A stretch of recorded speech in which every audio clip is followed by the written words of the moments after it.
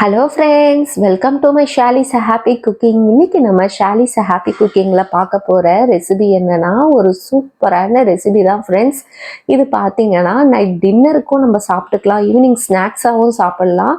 ஒரு சூப்பராக இருக்கும், ஃபில்லப்பான ஒரு ரெசிபி தான். வாங்க இது எப்படி சாஃப்டாக சூப்பராக செய்கிறதுன்னு பார்க்கலாம். ஃபஸ்ட்டு ஒரு பவுல் எடுத்துக்கோங்க. இதில் வந்து ஒரு 1/4 கப்பு அளவுக்கு நல்லா வார்மான பால் எடுத்துக்கோங்க, வெதுவெதுப்பான பால் எடுத்துக்கோங்க. அது கூடவே ஒரு 1/2 டீஸ்பூன் அளவுக்கு ட்ரை ஈஸ்ட் ஆட் பண்ணிக்கோங்க. இன்ஸ்டன்ட் ட்ரை ஈஸ்ட்னு இருக்கும், அது ஒரு 1/2 டீஸ்பூன் சேர்த்துட்டு மிக்ஸ் பண்ணி விட்டுருங்க ஒரு ஸ்போக் ஸ்பூன் வச்சு. இது ஒரு 5 நிமிஷத்துக்கு அப்படியே விட்டுருவோம். 5 நிமிஷத்துக்கு அப்புறமா இதில் ஒரு 1/2 டேபிள் ஸ்பூன் அளவுக்கு சுகர் ஆட் பண்ணிக்கோங்க. அது கூடவே மைதா வந்து 1 கப்பு ஆட் பண்ண போகிறோம். இதில் வந்து அன்சால்டட் பட்டர் ஆட் பண்ணிக்கோங்க, 2 டேபிள் ஸ்பூன் ஆட் பண்ணிக்கோங்க. ஒரு முட்டையை வந்து நல்லா பீட் பண்ணிவிட்டு இதில் ஆட் பண்ணிக்கலாம். கொஞ்சமாக உப்பு சேர்த்து இதை ஸ்போக் ஸ்பூன் வச்சு இந்த மாதிரி நல்லா மிக்ஸ் பண்ணிக்கிட்டே இருங்க. எல்லாமே ஓரளவுக்கு நல்லா மிக்ஸ் ஆகி சேர்ந்து வந்த பிறகு கையை வச்சு நம்ம நல்லா சப்பாத்தி மாவுக்கு பிசைவோம்ல, அந்த மாதிரி நல்லா அழுத்தம் கொடுத்து பிசைஞ்சிக்கலாம். இதை நீங்கள் எந்த அளவுக்கு நல்லா அழுத்தம் கொடுத்து பிசைறீங்களோ அந்த அளவுக்கு இது சாஃப்டாக இருக்கும். பாருங்கள், நான் இப்போ பண்ணுறல நல்லா நம்ம முட்டி இருக்குல்ல, விரல் முட்டி, அதை வச்சு நல்லா அழுத்தம் கொடுத்து கொடுத்து நீங்கள் பிசையும் போது நல்லா சாஃப்டாக இருக்கும். கொஞ்சம் அப்படியே பார்த்தீங்கன்னா கையில் ஒட்டுற மாதிரி தான் இருக்கும், பரவாயில்ல. இப்போ இது அப்படியே ஒரு மேலே வந்து கொஞ்சம் பட்டர் அப்ளை பண்ணிட்டு ஒரு 2 மணி நேரத்துக்கு மூடி வச்சிடலாம். அதுக்குள்ளே என்ன பண்ணிக்கலாம், ஒரு கடாய் எடுத்துக்குங்க. அதில் வந்து ஒரு 2 டேபிள் ஸ்பூன் அளவுக்கு பட்டர் ஆட் பண்ணிக்கோங்க, 1 டேபிள் ஸ்பூன் அளவுக்கு எண்ணெய் ஆட் பண்ணிக்கோங்க. இதில் 1 டேபிள் ஸ்பூன் அளவுக்கு நல்லா பொடியாக கட் பண்ண பூண்டை ஆட் பண்ணி நல்லா மிக்ஸ் பண்ணி விட்டுருங்க. கலர்லாம் மாறணும்னு இல்லை, லைட்டாக மிக்ஸ் பண்ணி விட்டுட்டு ஒரு வெங்காயத்தை பொடியாக கட் பண்ணி சேர்த்துக்கலாம். அது கூடவே தேவையான அளவுக்கு உப்பும் சேர்த்து நல்லா வதக்கிக்குங்க. வெங்காயம் வந்து லைட்டாக கலர் மாதிரி வந்தால் போதும். இப்போ வந்து இதில் வந்து நம்ம வெஜிடபிள்ஸ் ஆட் பண்ண போகிறோம். நான் எல்லாமே நீல வாக்கில் கட் பண்ணி ஆட் பண்ணியிருக்கேன். ஒரு கேப்சிகம், குடமிளகா 1, ஒரு கேரட் 1 ஆட் பண்ணியிருக்கேன். இது ரெண்டையும் நல்லா வதக்கி விட்டுடலாம். ஒரு 2 நிமிஷம் வதக்கி விடுங்க. எல்லாமே ரொம்ப சாஃப்டாக வேகணும் அப்படிலாம் கிடையாது, சும்மா ஒரு 2 நிமிஷம் நீங்கள் வதக்கி விட்டிங்கனாலே போதும். இப்போ இதில் ஒரு 1/2 கப் அளவுக்கு ஸ்ப்ரிங் ஆனியன் சேர்த்துக்கிறேன். இதில் உங்களுக்கு என்ன வெஜிடபிள்ஸ் வேணுமோ நீங்கள் ஆட் பண்ணிக்கலாம். ஸ்டஃப்டு வந்து உங்கள் விருப்பம் தான்.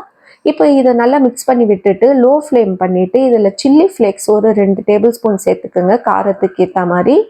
பெப்பர் பவுடர், மிளகுத்தூள் 1 டீஸ்பூன் சேர்த்துக்குங்க. ஓரிகனோ ஒரு 1/2 டீஸ்பூன் சேர்த்துக்கிட்டு கரம் மசாலா பவுடர் ஒரு 1/2 டீஸ்பூன் சேர்த்துக்குங்க. இப்போ இதை எல்லாத்தையும் சேர்த்து நல்லா மிக்ஸ் பண்ணி விட்டுடலாம். ஒன்றோடு ஒன்று நல்லா மிக்ஸ் ஆகி வந்தால் போதும். இப்போ இதில் வந்து மைதா வந்து 1 டேபிள் ஸ்பூன் சேர்த்துக்கிறோம். இது வந்து கொஞ்சம் திக்னஸ் கொடுக்கறதுக்காக தான் இதை நம்ம ஆட் பண்ணுறோம். அதையும் சேர்த்துட்டு 1 நிமிஷம் அப்படியே வதக்கி விட்டுருங்க.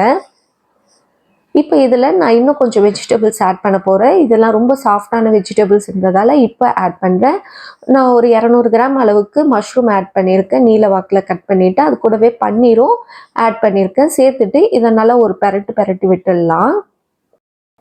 இதில் நீங்கள் இன்னும் சோளம் கூட, ஸ்வீட் கார்ன் ஆட் பண்ணிக்கலாம், பேபி கார்னு ஆட் பண்ணலாம், அப்படி இல்லைனா ப்ரோக்கலி, இந்த மாதிரி உங்களுக்கு விருப்பமான வெஜிடபிள்ஸ் எதுனாலும் நீங்கள் ஆட் பண்ணிக்கலாம். இது எல்லாத்தையும் மிக்ஸ் பண்ணிவிட்டு 1 கப் அளவுக்கு பால் ஆட் பண்ணிக்கோங்க. இப்போ இதையும் சேர்த்து நல்லா மிக்ஸ் பண்ணணும். இப்போ வந்து பார்த்திங்கன்னா இது கொஞ்சம் திக்காக ஆரம்பிக்கும், நம்ம மைதா சேர்த்துருக்கதால திக்காகும். இதை நல்லா மிக்ஸ் பண்ணி விட்டுட்டு என்ன பண்ணுங்கள், ஸ்ப்ரிங் ஆனியன் ஒரு கைப்பிடி அளவுக்கு ஆட் பண்ணிக்கோங்க. இது ஆப்ஷனல் தான், ஏற்கனவே நம்ம ஆட் பண்ணியிருக்கோம். ஃப்ளேவர் பிடிக்கும்னா நீங்கள் ஆட் பண்ணிக்கோங்க. இப்போ இது உப்பு செக் பண்ணிவிட்டு இன்னும் கொஞ்சம் தேவைன்னா உப்பு ஆட் பண்ணிக்கிட்டு நல்லா மிக்ஸ் பண்ணிடலாம். இப்போது இது நல்லா திக்காக ஆரம்பிக்கும். நம்ம ஊற்றின பால் எல்லாம் நல்லா ட்ரை ஆகி இந்த மாதிரி நல்லா திக்கானோடனே இதை வந்து தனியாக எடுத்து வச்சுருங்க. இப்போ பாருங்கள், 2 மணி நேரத்துக்கு அப்புறமா நான் இந்த ஏற்கனவே நம்ம பிசைஞ்சு வச்ச மாவை பாருங்கள் நல்லா சாஃப்டாக நல்லா உப்பி வந்திருக்கு. இப்போ வந்து இதை நம்ம திரும்பவும் சப்பாத்தி மாவு பதத்துக்கு பிசையணும். பட் ஆனால் இந்த மாதிரி ஒட்டும், அது ஒன்றும் இல்லை. நீங்கள் கொஞ்சமாக மைதா இந்த மாதிரி ஸ்ப்ரெட் பண்ணி என்ன பண்ணுங்கள், பிசைங்க. ரொம்ப மைதாலாம் அப்ளை பண்ண வேண்டாம், லைட்டாக கொஞ்சம் கொஞ்சமாக ஆட் பண்ணி என்ன பண்ணுங்கள், நல்லா பிசைஞ்சிங்கன்னா நல்லா ஒரு சாஃப்டான சப்பாத்தி மாவு பதத்துக்கு இதை நல்லா பிசைஞ்சு எடுத்துக்கலாம். இப்போ பாருங்கள், இந்த மாதிரி மறுபடியும் நம்ம கையை வச்சு நல்லா அழுத்தம் கொடுத்து பிசைஞ்சிக்கணும். அப்போ தான் வந்து சாஃப்டாக இருக்கும் பன்னு நம்மளுக்கு. அவ்வளோதான். இப்போ இதை நீங்கள் வந்து உங்களுக்கு எந்த ஷேப்பில் வேணுமோ, என்ன சைஸ் வேணுமோ அதுக்கேற்ற மாதிரி கட் பண்ணிக்கோங்க. சின்னதாக வேணுமா இல்லை பெருசாக வேணுமோ பார்த்து அதுக்கேற்ற மாதிரி நீங்கள் வந்து இதை வந்து சைஸு கட் பண்ணிக்கோங்க. இப்போ இது எல்லாத்தையும் சைஸ் கட் பண்ண பிறகு நம்ம வந்து ரவுண்ட் ஷேப், அதாவது நம்ம சப்பாத்திக்கெலாம் எப்படி உருண்டை பிடிப்போம் அந்த மாதிரி உருண்டை பிடிச்சிங்க. இது மாவு ரொம்ப சாஃப்டாக இருக்கும், ஏன்னா பட்டர்லாம் அப்ளை பண்ணியிருக்கா நம்ம நிறைய சேர்த்துருக்கிறதால ரொம்ப சாஃப்டாக தான் இருக்கும். ஸோ உங்களுக்கு எல்லாமே உருண்டை பிடிக்கலாம் ஈஸியாக தான் இருக்கும். இப்போ என்ன பண்ணுங்கள், இதை வந்து கொஞ்சமாக மைதா மாவு அப்ளை பண்ணிவிட்டு நம்ம நான் திரட்டுவோம்ல, நான்கு வந்து எப்படி திரட்டுவோம் அந்த மாதிரி திரட்டிக்குங்க.